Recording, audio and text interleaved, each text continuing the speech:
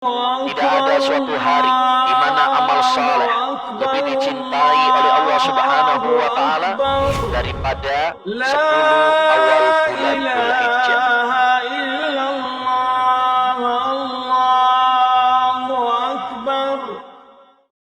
Bismillahirrahmanirrahim. Assalamualaikum warahmatullahi wabarakatuh. Alhamdulillahirabbil alamin. Wa bihi nasta'in ala umurid dunya waddin.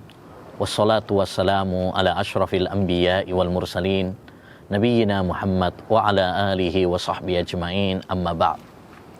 Kaum muslimin wal muslimat yang semoga senantiasa dirahmati dan diberkahi oleh Allah Subhanahu wa taala. Di antara amal saleh yang sangat dianjurkan di hari-hari indah 10 awal bulan Dzulhijjah adalah memperbanyak zikir dan doa kepada Allah Subhanahu wa taala. Allah Subhanahu wa taala berfirman, "Wadhkurullaha dzikran katsira." Berzikirlah kalian kepada Allah Subhanahu wa taala dengan zikir yang banyak. Dan Nabi sallallahu alaihi wasallam bersabda, kata Nabi alaihi salatu wassalam, min yaumin azka indallah wala a'zam indallah min hadhil ayyamil ashr fa'aksiru fihinna minat tahlili wat takbiri wat tahmid. Tidak ada suatu hari yang lebih agung, lebih suci di sisi Allah Subhanahu wa taala daripada 10 awal bulan Dzulhijjah. Maka perbanyaklah oleh kalian ya untuk berzikir, takbir, ya, mengagungkan Allah Subhanahu wa taala, tasbih, mengucapkan subhanallah, dan bertahmid, memuji Allah Subhanahu wa taala. Begitu juga Nabi sallallahu alaihi wasallam bersabda, memberikan kabar gembira kepada kita, ma ahalla muhillun wala kabbara mukabbirun illa busyira qila bil jannah qala na'am. Tidaklah seorang bertalbiyah, yaitu para jemaah haji yang bertalbiyah labbaik Allahumma labbaik labbaik la syarika laka labbaik innal hamda wan ni'mata laka wal mulk la syarika lak wala kabbara mukabbir, dan tidaklah bertakbir seseorang di 10 awal bulan Dzulhijjah ini kecuali dia akan diberi kabar gembira. Lalu para sahabat mengatakan, diberi kabar gembira dengan surga? Ya, Nabi mengatakan, ya.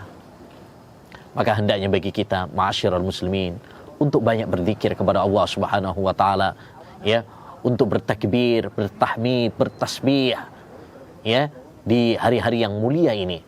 Karena dengan takbir kepada Allah Subhanahu wa taala, dengan selalu ingat kepada Allah Subhanahu wa taala, disitulah kita akan mendapatkan ketenangan dalam hati ini. Nabi sallallahu Subhanahu wa taala berfirman, "Ala bidzikrillahi tatmainnul qulub." Ketahuilah dengan zikir kepada Allah Subhanahu wa taala, hati ini akan menjadi tenang. Maka jangan jadikan hati ini kering. Jangan jadikan hati ini keras.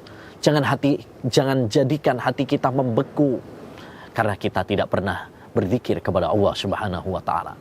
Hendaknya bagi kita membasahi lisan-lisan kita dengan zikir kepada Allah. Nabi bersabda, ketika ada seorang sahabat yang meminta wasiat kepada beliau, la yazalu lisanuka ratban bidzikrillah. Hendaknya lisanmu selalu basah dengan zikir kepada Allah Subhanahu wa taala. Ya. Menarik perkataan Syekhul Islam Taimiyah rahimahullah, seperti yang dinukil oleh muridnya Imam Ibnul Qayyim Al-Jauziyah dalam kitabnya yang sangat bagus tentang masalah zikir. Beliau mengatakan dalam kitabnya Al-Wabilus Sayyib, bahwa Syekhul Islam mengatakan, masalu adz-dzikri lil qalbi kamasalil ma'i lis-samak fa kaifa idza faraqal ma'u, ya, idza faraqas samakul ma'. Perumpamaan zikir bagi hati itu seperti ikan bagi air. Bagaimana, ya, kiranya jika ikan dikeluarkan dari air, mati. Demikian juga hati kita, tatkala kita tidak pernah berzikir kepada Allah, tatkala kita tidak pernah mengingat Allah SWT, hati ini akan mati. Masalul ladzi yadhkurullah wal ladzi la yadhkurullah kamasalil hayyi wal mayyit. Perumpamaan orang yang senantiasa berzikir kepada Allah dan yang tidak berzikir kepada Allah seperti ya orang yang hidup dan yang mati. Dan di antara yang dianjurkan juga adalah banyak berdoa kepada Allah Subhanahu wa taala. Karena doa adalah amalan yang sangat istimewa, ibadah yang sangat istimewa di sisi Allah Subhanahu wa taala. Kata Nabi alaihi salatu wassalam, "Laisa syai'un akramu indallahi minad du'a." Tidak ada suatu amalan yang lebih dicintai oleh Allah Subhanahu wa taala daripada doa. Maka berdoalah kepada Allah Subhanahu wa taala di hari-hari yang istimewa ini, terutama di 10 awal bulan Dzulhijjah ini, terutama lagi di tanggal 9 yaitu hari Arafah. Perbanyak doa dengan penuh keyakinan, dengan penuh optimisme, dengan merengek kepada Allah Subhanahu wa taala, dengan mengangkat tangan kita. Ya, maka Allah Subhanahu wa taala akan mengabulkan doa-doa kita. Pernah diceritakan bahwasanya Sufyan datang kepada Fudail bin Iyad atau kepada Imam Ibnul Mubarak pada saat Arafah, dan dia sedang berdoa kepada Allah Subhanahu wa taala, berikanlah wasiat kepadaku. Maka Imam Ibnul Mubarak mengatakan, orang yang paling merugi di hari ini adalah orang yang tidak yakin bahwa Allah SWT mengabulkan doanya.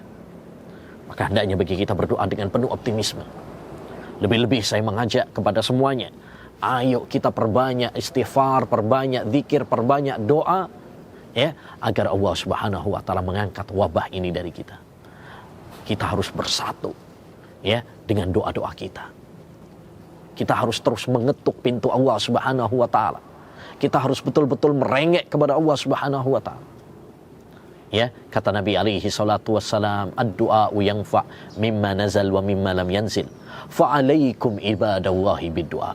Sesungguhnya doa itu bisa menangkis bala bencana setelah terjadi dan sebelum terjadi. Sebelum terjadi dan setelah terjadi. Ya, maka hendaknya bagi kalian untuk berdoa kepada Allah Subhanahu wa taala, wahai hamba-hamba Allah.